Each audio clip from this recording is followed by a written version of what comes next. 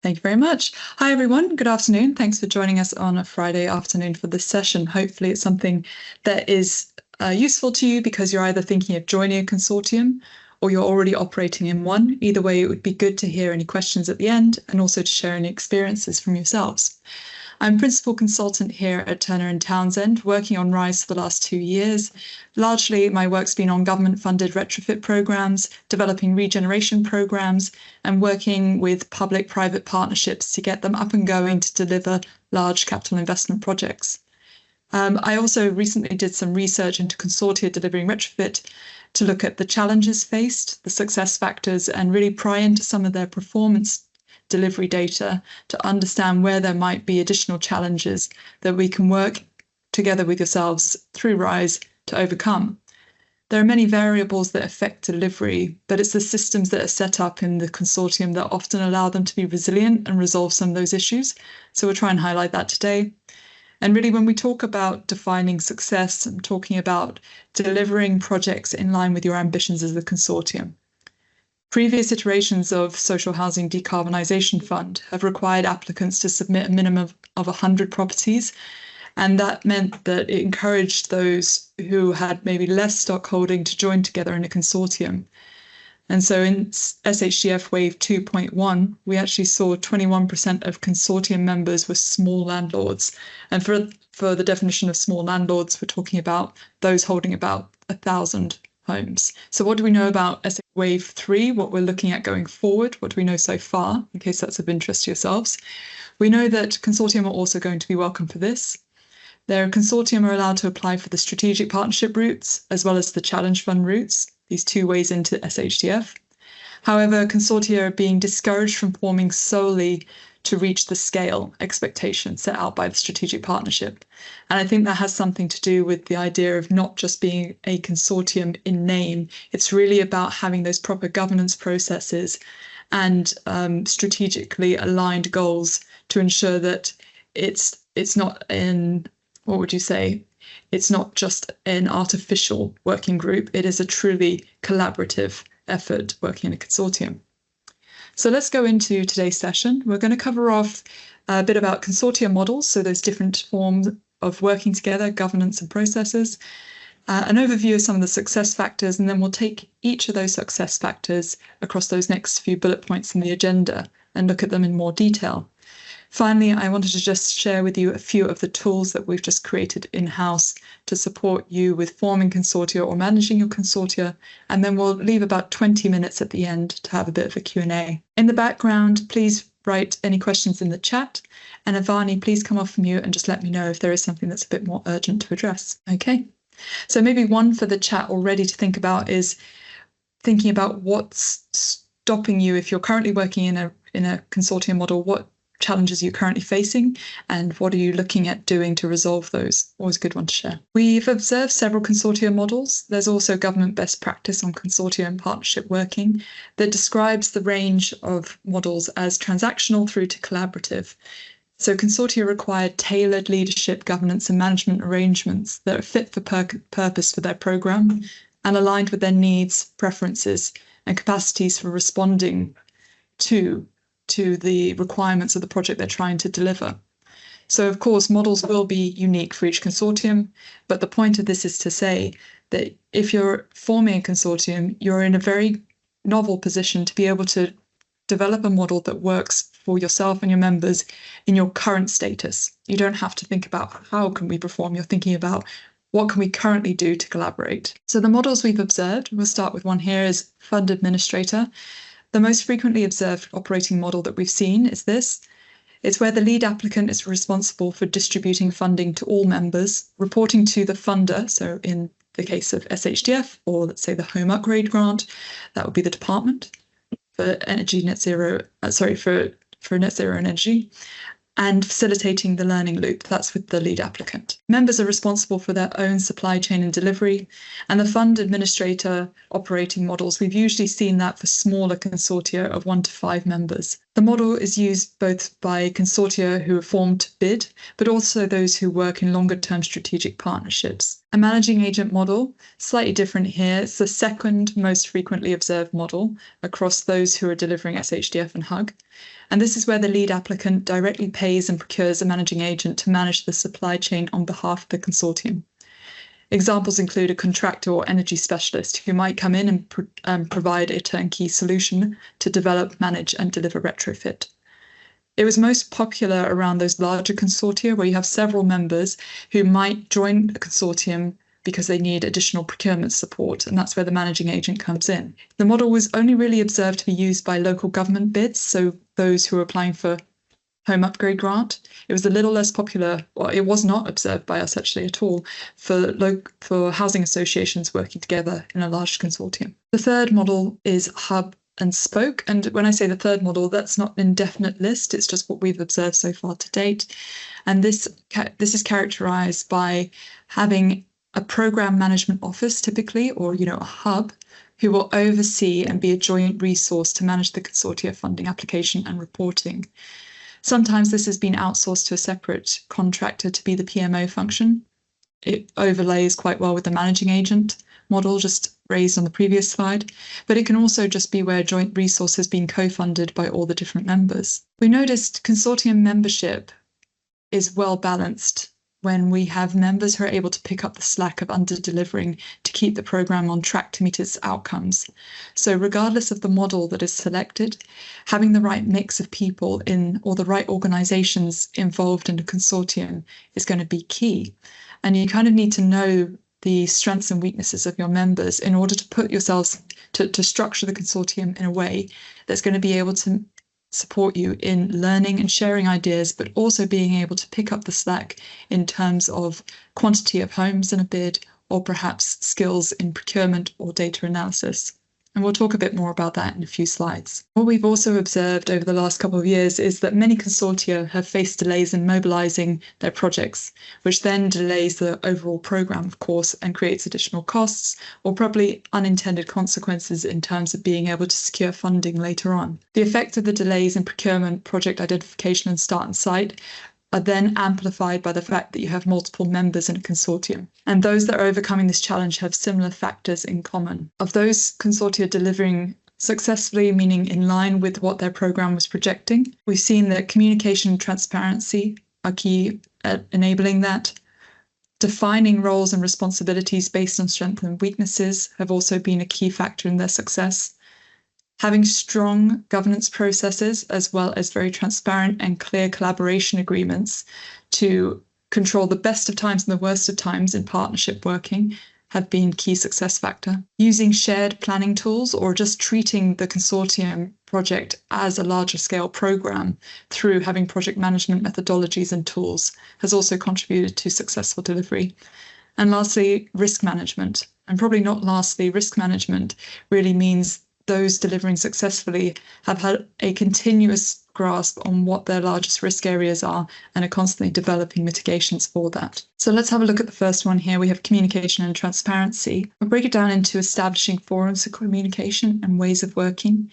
What I'm talking about with forums, if you think about meetings and those kind of scheduled times that you have to come together as a group, we've seen communication forums that exist throughout the members' hierarchy, from operational teams through to senior leadership teams, have been really important for ensuring that there's regular meetings between the different levels of hierarchy where different decisions are made. And that's helped ease problem challenges.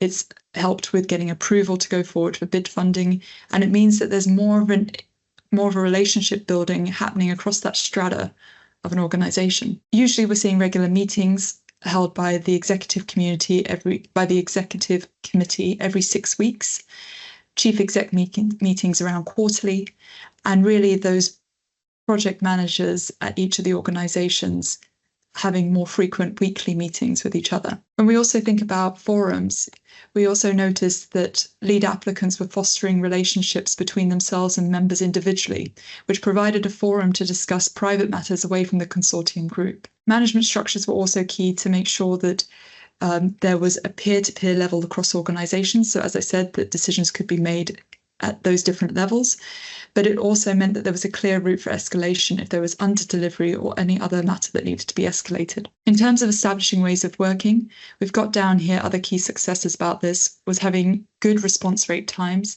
focused consortium days, and shared platforms to collaborate on, such as when you're writing a bid, having a share point between the organisations. What really lends itself well to response rates is about setting boundaries and securing the time commitment from members to be part of the consortium in the first place. And we saw that those that were successful, there was an emphasis on establishing operational practices and focus days specifically for the consortia, and securing senior commitment to be able to do that during the usual day job.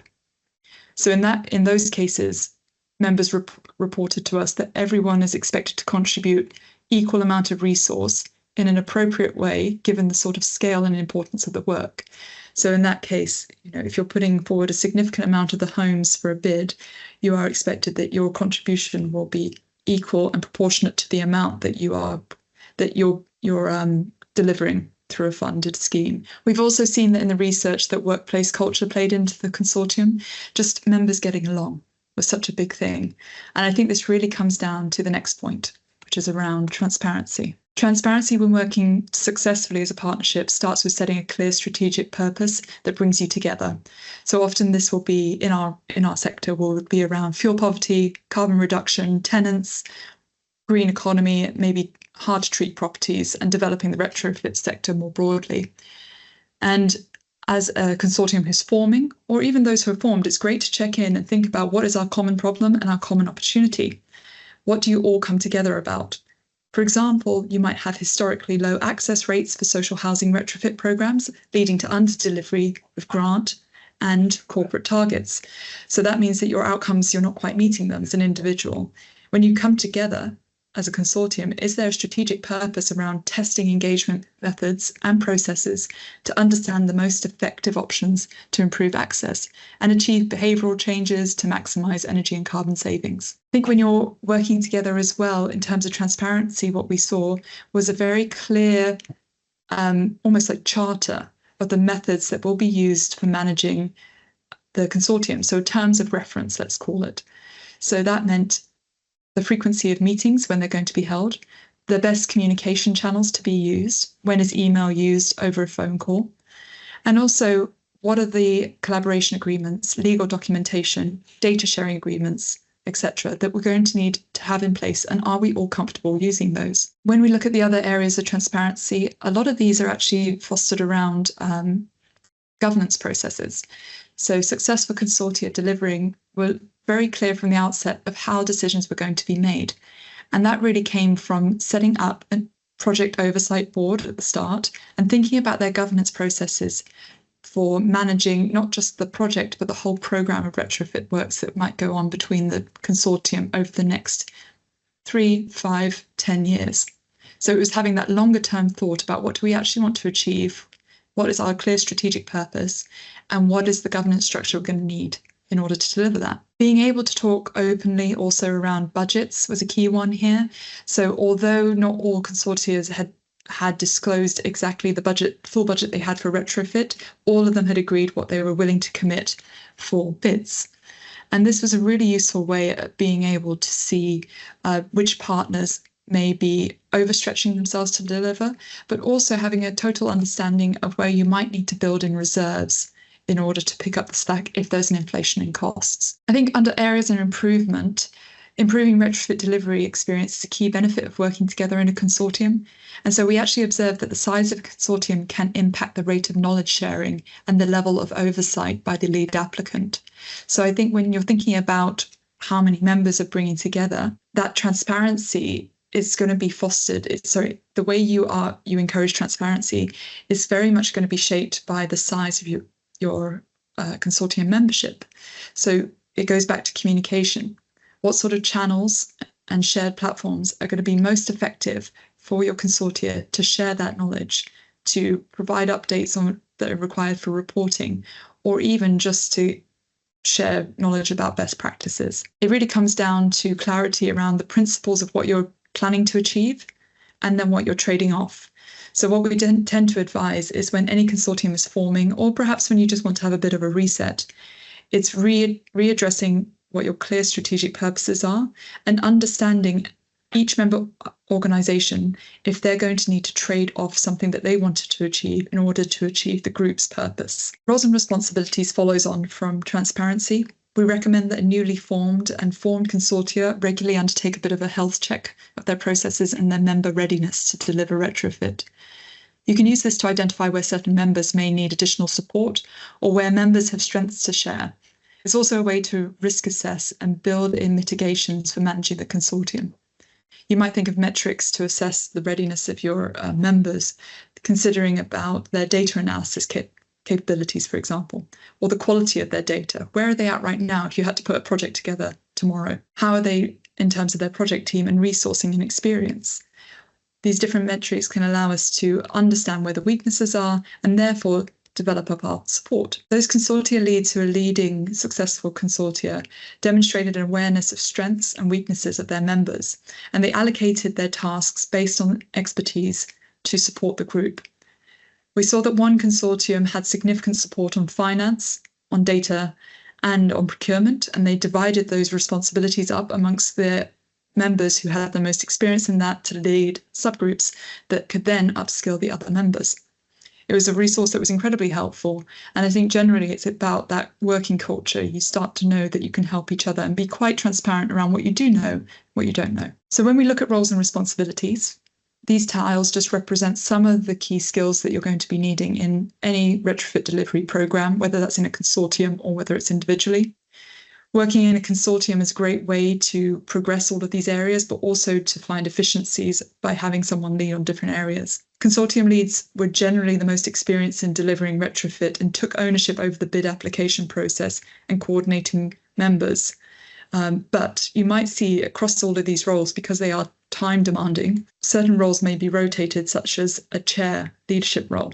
So it's always good to understand in your consortium, are you able to build in a second or a backup resource who could step in and take over for a lead? Further, let's have a look at KPI reporting. This can be also outsourced to a different team. So a managing agent or centralized program management office can create efficiencies in a consortium by streamlining the delivery of the members' programs and that reporting into one place. It also can provide an extra element of objectivity over the program if it's not one member having to report for others. If you do have the ability to have a centralized PMO who's more objective, that could give you that scrutiny and assurance over your program delivery. Other roles on there that we don't often talk about is the project sponsor.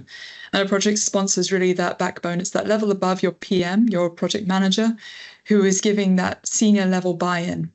And really a project sponsor in terms of a governance role and how that fits into it might be your program overview board. And ideally that has representatives from each consortium member.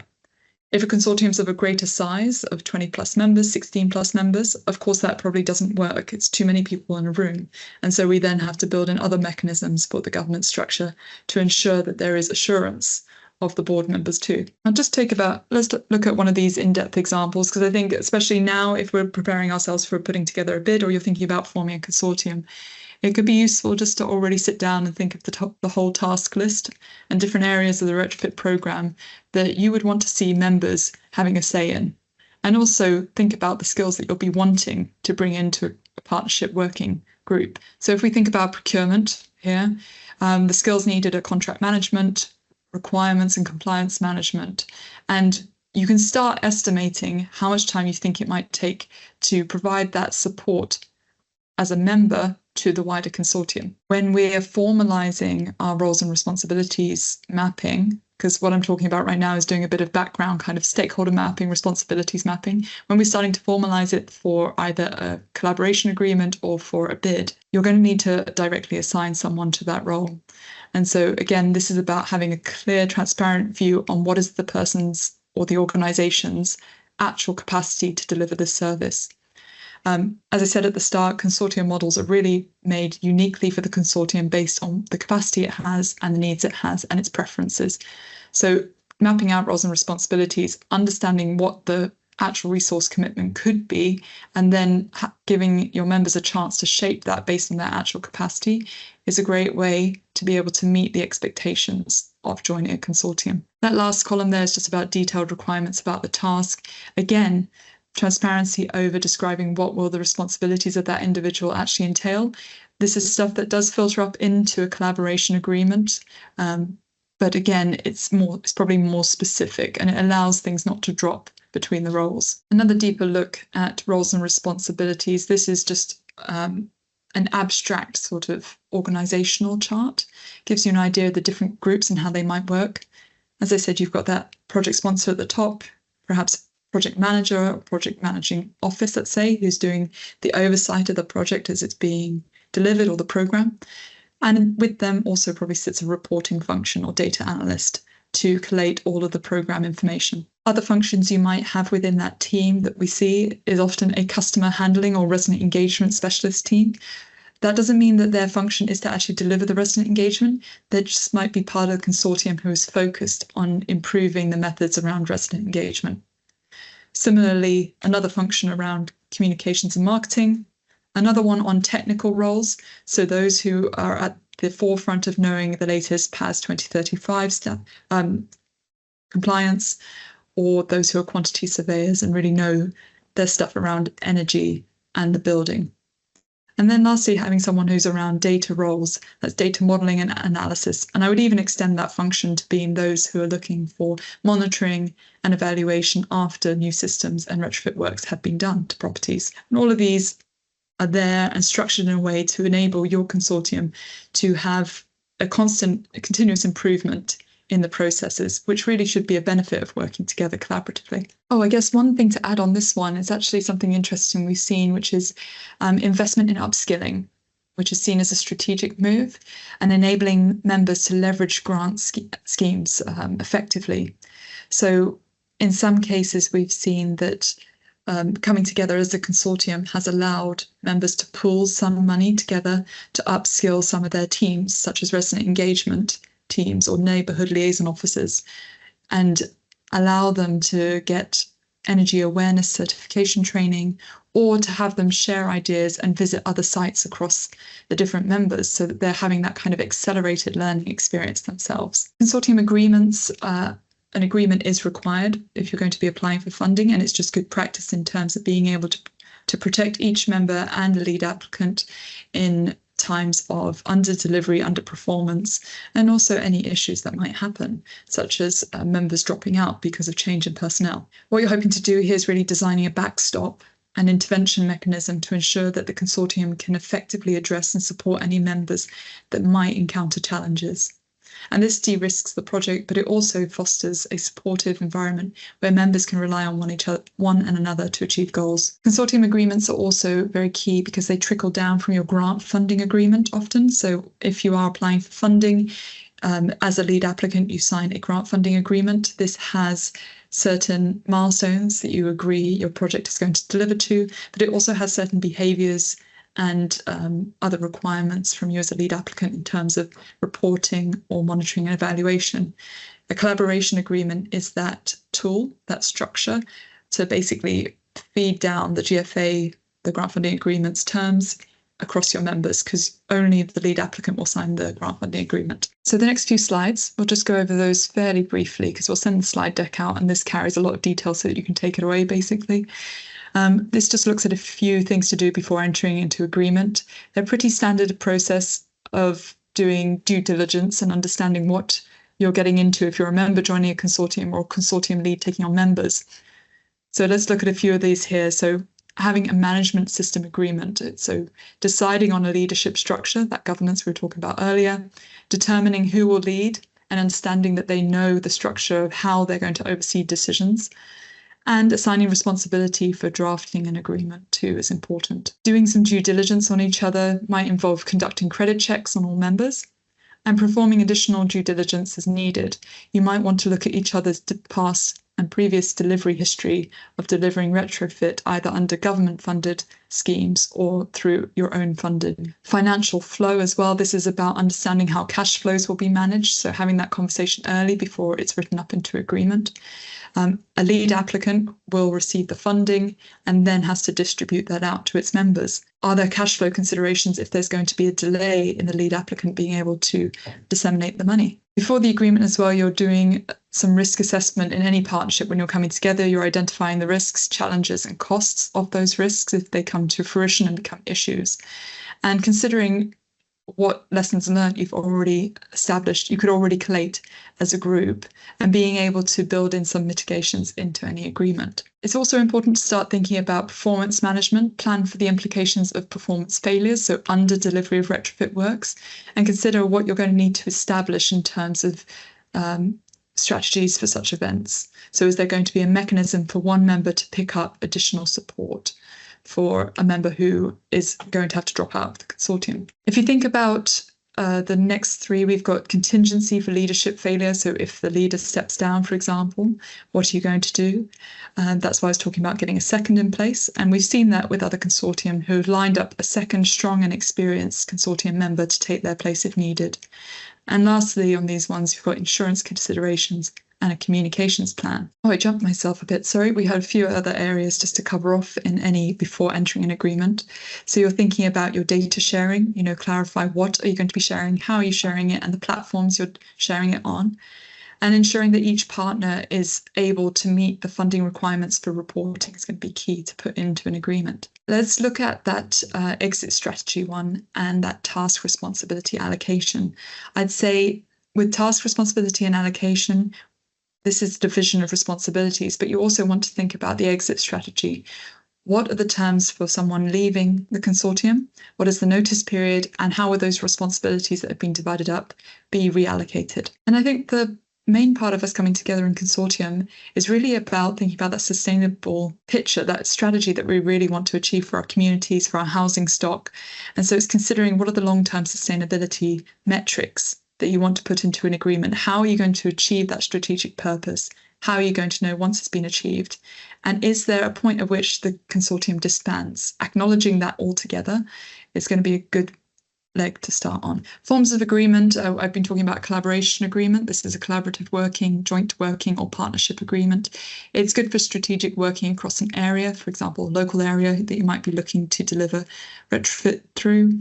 Each member acts independently in a day-to-day operations, but you might share resources, and that's often what we see for bid funding projects. There's also a memorandum of understanding, so that's a more formal version of a collaborative working agreement. It's a statement of serious intent, it's agreed voluntarily, it's not strictly legally binding, but it has a moral force, which is why it is preferred for other consortia applying for local government funding who might not be working in a long-term strategic partnership, but who are coming together to work together for the next 5 years, let's say. Another type here, we get a bit more legal, a bit more serious, let's say, is service level agreement or contract. And that really sets out the expectations of what will legally happen if something is not delivered. Standard SLAs means you might have certain turnaround times to get things done, a certain quality that needs to be met, and you'd expect there would be KPIs and metrics that are enforced. It's a very clear relationship between each of the members as well as perhaps the contractor. A joint venture agreement is really about making a special purpose vehicle. So it's more about us having an agreement to work together and shared resources, shared risk around profits and losses, and shared governance processes. A significant amount of time and resources will be required to put one of these together. And it really is about when you're talking about a longer term partnership. Have a look at some of the consortium management tools now that we've gone through the resources, a bit about how you can work together in a more structured and legal bound way. Also wanted to take a minute to focus on program and project management, because sometimes this is underestimated, the amount of herding cats it can take to work as consortium. So if you think about the stages of delivering any project and in terms of being a consortium, very simply, you have these 4 areas. It's the before, the forming, the managing, and the ending of the contract. And so like any project, we're establishing a charter or strategy for our consortium, what they need to achieve, the aims, objectives, and KPIs. We are establishing a RACI chart, so responsible, accountable, consulted, and informed, delegated responsibilities, clear lines of where the boundaries are of those responsibilities, and backup plans and resource for those individuals. We have team organograms and stakeholder guides, again, very transparent about who's doing what, so there aren't any misunderstandings or expectations put upon members who are already doing a business as usual day job, who are now coming together to join a consortium. Those RACI chart and the organogram are all about clarification of your role so that you are working as a consortium in a way that suits your members. And a task tracker or work breakdown structure. So this is really your project plan. It builds on the roles and responsibilities and translates them into a visual of the timeline of what needs to be done. Risk strategy and register again becomes a tool that is used throughout the life cycle of any consortium. You'll have project risks, but you'll have more existential risks to your consortium. And that's why often you will see a method used, which is PESTLE, which I have completely blanked on what it stands for. So Avani, I'm just going to ask you to drop PESTLE acronym in the chat. Thank you if you can go and look at that. But it's about doing a political, economic, social, technological, and I can't remember what L is, or the second E, maybe environmental, check of how is your project stacking up. So, what are these external threats, internal threats in each of those categories that might impact your chances of delivering your strategic purpose as a consortium? That risk strategy is also going to be key in informing your collaboration agreement, because already then you're starting as a consortium to understand what mitigations you need to be putting in place in terms of legal mechanisms or agreement mechanisms, as well as where are your weaknesses that you could be working together to support each other on. And that's where that last point comes in, which is about member project readiness. And that member project readiness is something that we always assist through RISE, consortium who are forming, to do. We set a diagnostic call with every member who's going to be joining a consortium, and we ask questions that test the current status of the individual members' organizations' readiness to bid. So we look at their data analysis techniques and where they are in terms of project identification, their resident engagement techniques and where they are in terms of engaging their communities, through to procurement, project resourcing, and project delivery planning.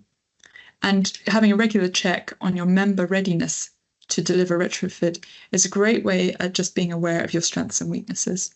We use tools internally with RISE. We've developed a RACI chart, which I appreciate it's very small there, but down on the left, you have all the different steps of delivering a retrofit project, all the different responsibilities, and the different consortium member along the top, and whether they are responsible, accountable, consulted, or informed.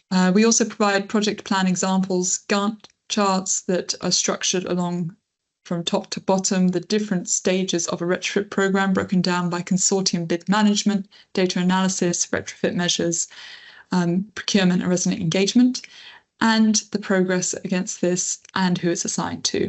These two work in conjunction, the RACI and the project plan. We also provide risk register templates that you can work with about the pre-mitigation rating and capturing the post-mitigation rating. You can also put in costs assigned to each of the risks so that you can start to understand what the actual contingency budget might need to be if this comes to fruition. We also work with teams to develop organizational charts and governance structures. So here you have an example of where we've developed a program management office and project oversight board that goes down into a delivery board, and then how that could work with the contractor and reporting leads. And we should take another look just at risk management a bit tighter here. I think this is a good conversation piece too. When you're thinking about risks in your consortium, this is something to establish at the start, and it's how will you manage it, when will you manage it, who will manage it, and what are the thresholds for escalation? So when does it need to be escalated further up for perhaps more serious interventions? And again, this ties back into what we were saying about collaboration agreements and how you can already start identifying what you need to put into them. In terms of risk elements, it's really, I'd like to focus in on when will you manage risk, because I think that one isn't really approached in the typical risk register. We say what it is, and who's going to manage it, but that escalation point is often ignored, and that's the piece that we see more successful consortia delivering. They've acknowledged what are the checkpoints. So when do we regular check in on this risk? When will the risk be reviewed down or up in terms of its severity? And will the frequency vary between people involved? So is there going to be a project that's perhaps a bit more risky and we need to escalate our checkpoints of checking in with that member to see that they're able to deliver their project as outlined? Or do we need to, as a lead applicant, start thinking of other ways to support them with more frequent intervention? And that ties into that thresholds for escalation and escalation management processes. It's about deciding if once above a certain threshold, perhaps of delay, for example, delivering retrofit works, does a different process need to be put in place? This might need daily review instead of weekly, and it might need a different level of seniority as well.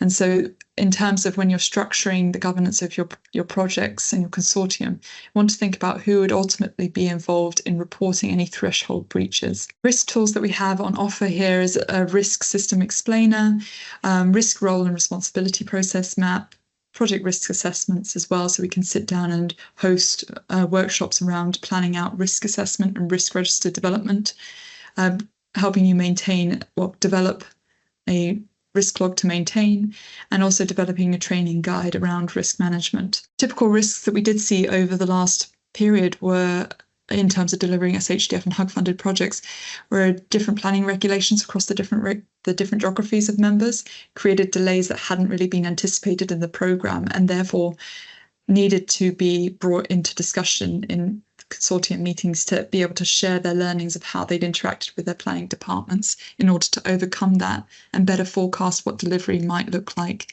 in terms of that lead-in time to get things through planning. We also saw a lot of challenges around communication issues, ultimately members just becoming too busy to deliver or to attend consortium meetings. Also, sometimes a breakdown in communication where it wasn't clear which issues needed to be escalated to the consortium lead or which could be dealt with the reporting lead, for example. We also saw a difference in regional branding and messaging. So this was probably more of an opportunity area where consortium members started to understand that if they aligned their messaging whilst working in a region, because they all had projects within a region, would they be able to actually create more of an impact if they could align their messaging out to the different neighbourhoods they were working in, as opposed to piecemeal communication efforts, which ended up leading to very different levels of conversion from the comms going out and household accepting works. All in all, it's been a very interesting time in terms of watching consortia overcome these challenges and develop more serious governance structures in order to mitigate against the variables that impact delivery in their regions and nationally, actually. So we're always keen to hear about what processes you have in place, but we're also here to support if you're looking to join and form consortium, because ultimately it can be a great benefit to deliver at scale and also just learn from each other whilst we've got this huge task ahead of us to retrofit so much stock in the UK. So if you haven't already, I'd highly recommend coming over to the Rise at Retrofit platform, and that's where we host a lot of our toolkits and information on retrofit.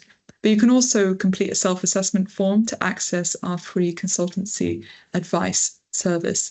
And that's why I'm here talking to you today. That's all through Rise.